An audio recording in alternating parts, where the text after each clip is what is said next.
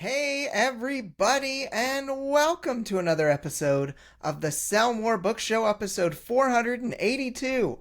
I'm Brian Cohen from Best Page Forward.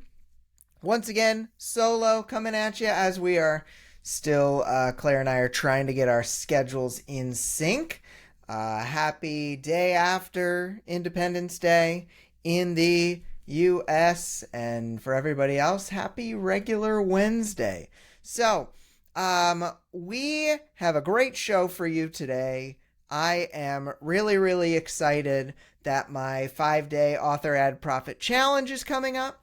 You can check that out at authorsadvertise.com, and should be another great one. I have lost track. I think this might be the 14th or 15th one that we've done, and we still end up getting 3, 4, 5,000 people involved usually, and it is really fun to share all that education with a lot of people all at the same time. Of course, while Claire isn't here, go check out her stuff at ffs.media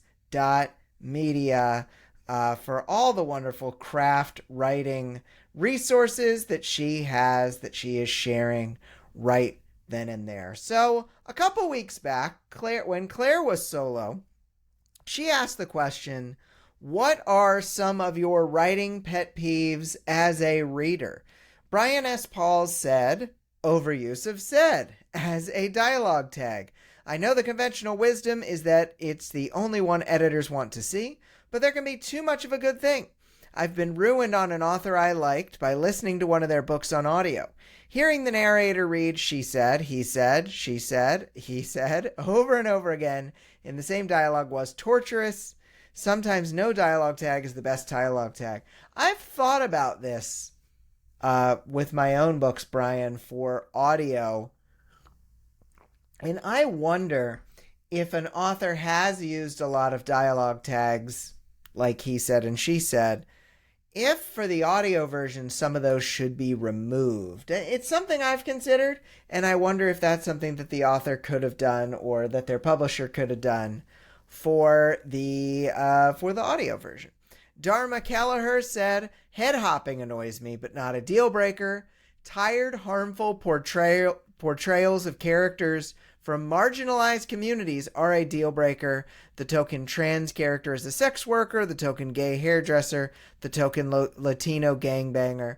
That absolutely makes sense to me, Dharma. For people to go to the trouble of making sure their book is diverse, but then, cutting it from underneath by making sure it is the least diverse version of that diversity, I think makes a lot of sense as a pet peeve. Melanie Dufresne said, the feeling was indescribable. Either try to describe it or use a word I can pronounce without giggling. I love that, Melanie. Great answers, everyone. I would give an answer. First person present tense. Oh my gosh. I tried to read the book Divergent years ago. I am 16 years old. It was all like no contractions, just I am. And oh my goodness, no thank you. Not my cup of tea. And a lot of the books coming out around that time in the early 2010s were in that present tense in the young adult genre. And I am not a fan, is what I will say to that. So we've got the top story of the week here, folks. Let's get into it. Reviews. Worried that your book can't compete with those with more reviews? Amazon is using AI to show potential buyers summaries of reviews tailored to each buyer, according to Good e-Reader. This could reduce the importance that the number of I'm losing this one. This could reduce the importance of the number of reviews if readers start to rely on summaries instead of the reviews themselves. Quote, the summarized reviews provide a brief overview of what shoppers liked and disliked, with a disclaimer that the summary is AI generated from customer reviews, reports Sovin Mandel of Good e-Reader. Mark Wyckorek, the chief technology officer at Fortune Brand, says that summaries could be a step towards reducing what some call review moats, older products that have built up large numbers of reviews and appear to have an unfair advantage over newer, potentially superior products. Quote, using AI to summarize reviews could prove to be useful for shoppers. Amazon has millions of products on its online store, and there can be thousands of reviews on a single item, reports CNBC's Annie Palmer. The feature provides users with an overview of what shoppers like and dislike about a product they purchased, end quote. The feature has not appeared everywhere yet, so the effect it will have on book sales is still unknown. This comes during an interesting time. This has been generally the month of June and maybe into the month of July has been a bit low. A lot of authors are reporting a downturn in sales, and with the KU per page amount dropping once again, it makes a lot of authors question what can we do that we aren't doing to sell more books. Now this is really interesting, because there are some authors out there with a big review team, big email list.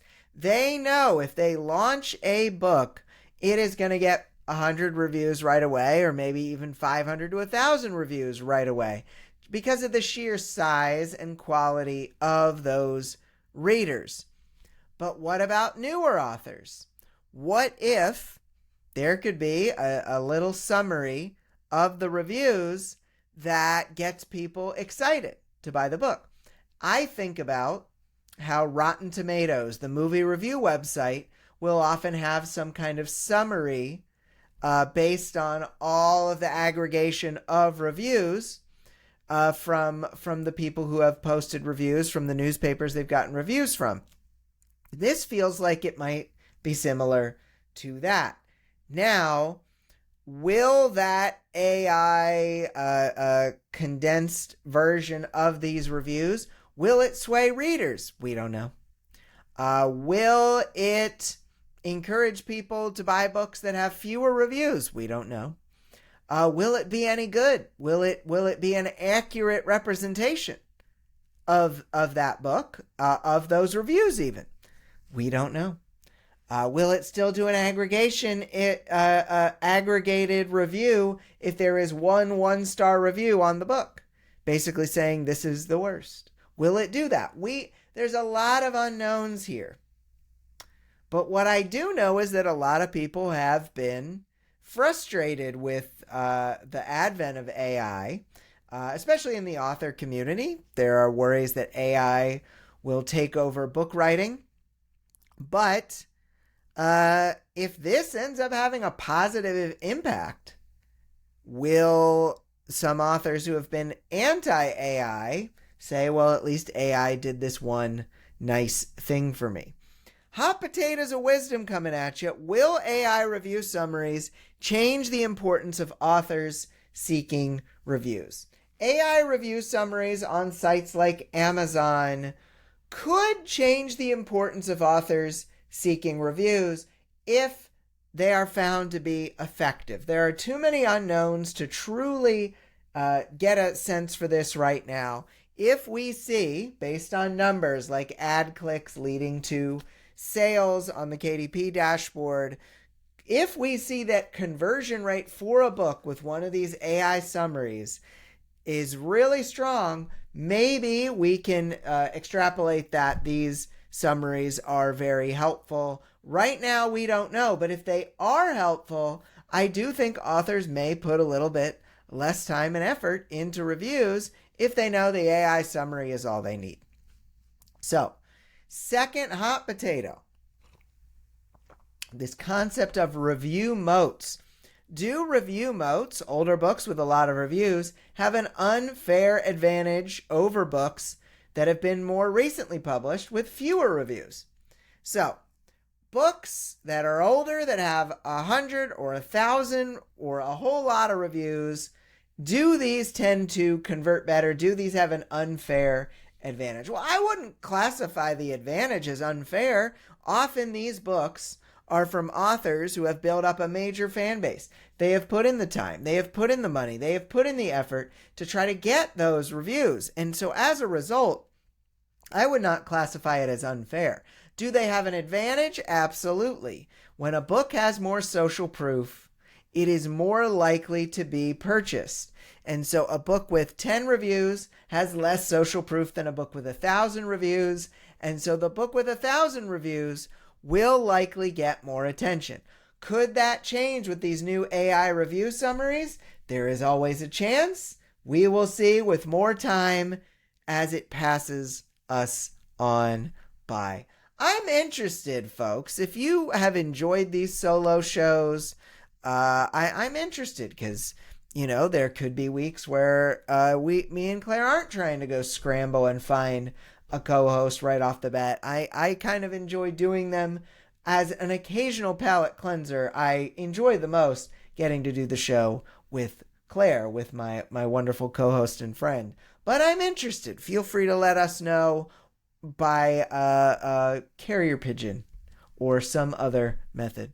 So let's go into the lightning round here, folks. 5 whiz-bang questions coming at yours truly. Number 1, what strategies... Oh, I nearly forgot the sound effects. We're now electric charged. Lightning round question number 1. What strategies are you seeing KU, Kindle Unlimited authors, use to transition to wide now that the payout rates are at historic lows?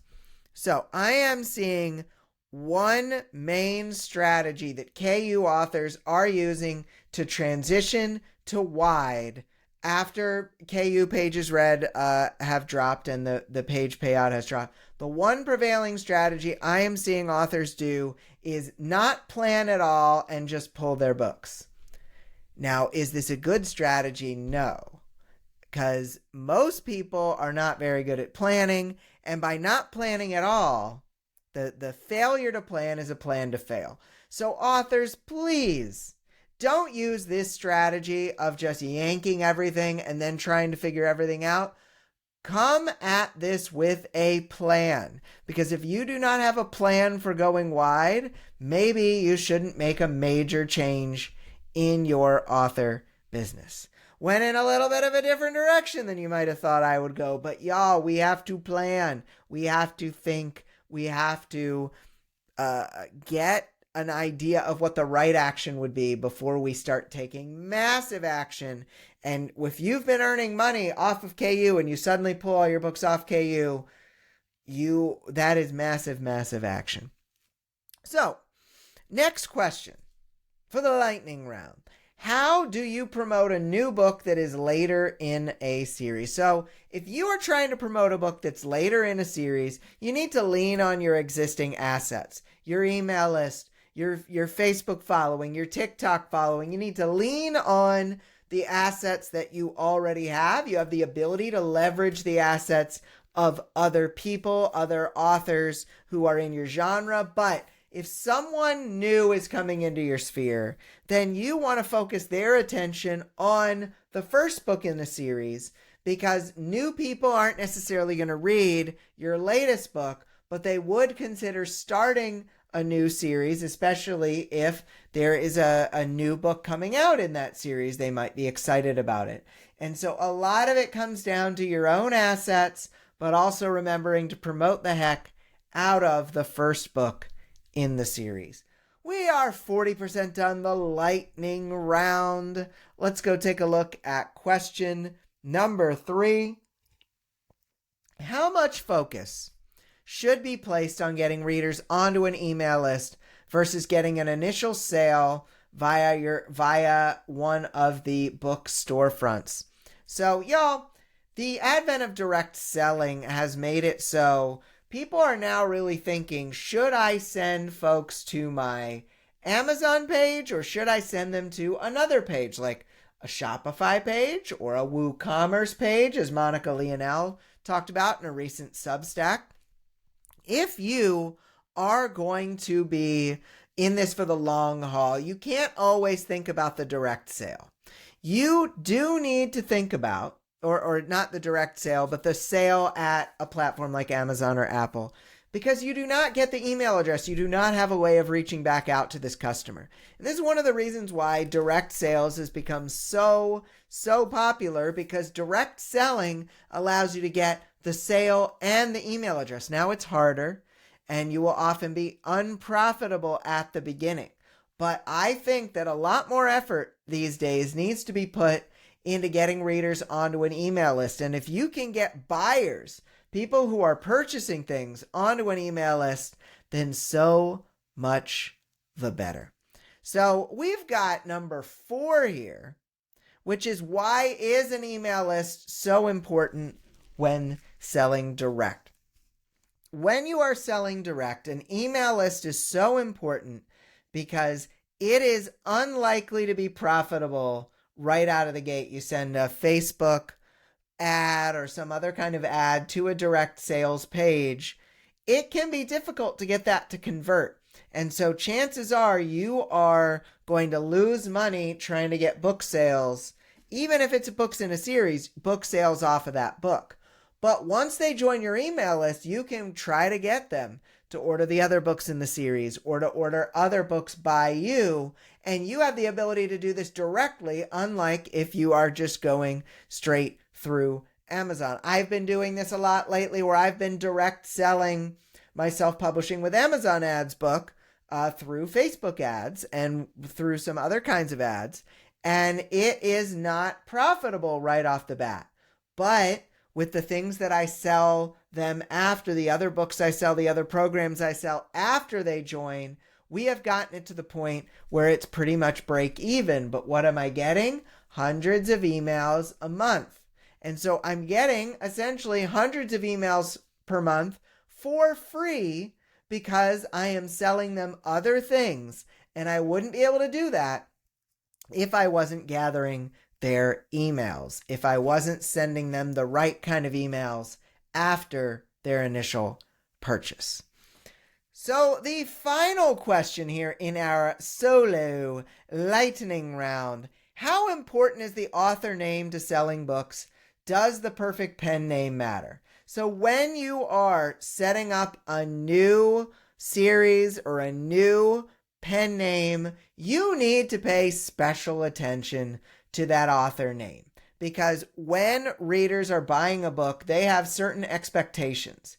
And yes, you may want to say, I am a romance author who is proudly male, and I'm going to use my real name on this. And it's possible that the bias that some romance readers have might be that they wouldn't buy one by someone with the male name. And so you need to think about, am I setting myself up for the best chance of success? And a lot of the time, the best chance for success is aligning your book with reader expectations. And that is everything from the cover to the blurb to the categories to the keywords to the everything. And if it is not lined up, if you are not lined up with the reader expectations of your author name, you might lose sales. And if sales are the most important, or one of the top most important things when you are trying to start this new pen name, then you absolutely need to look at what kind of names are used in this genre and use a name that fits within those genre expectations. Y'all, this has been a great opportunity to share, to teach. I'm excited. I'm always really, really excited to be able to deliver this show to you. Please, if you have not ever gone over to Apple Podcasts and left us a review, it makes a major difference into whether or not new authors, new listeners can discover us. And we truly, truly appreciate you taking that time. We've got a question of the week here, folks. Do you think that Amazon using AI to produce a summary of reviews will be a positive or a negative for authors? Will this AI-generated summary of your reviews help you sell more books, or will it be negative? You can answer the question of the week over at sellmorebookshow.com in the comment section for episode 482, or you can do it over at our Sell More Book Show After Party Facebook group. Y'all, I can promise that the next time you listen to this show, it will be with both of your hosts, though Claire will be in and around at a conference, so the sound quality could be a little funny, but hey, we're going to do it. It's going to be great. I am excited that this show continues to move forward. We are marching on to episode 500, if you can believe it. So thank you for listening to the show. I hope you really, really enjoyed it. And I just hope that you have a great book selling week. I hope that you consider going to our latest challenge, the 5-day author ad profit challenge, which is at authorsadvertise.com. It starts July 19th. And I just hope that you're enjoying your summer, celebrating your independence as an indie author. For Claire, who's not here, I'm Brian. I hope you have a great week of book selling, and we'll talk to you soon. Bye.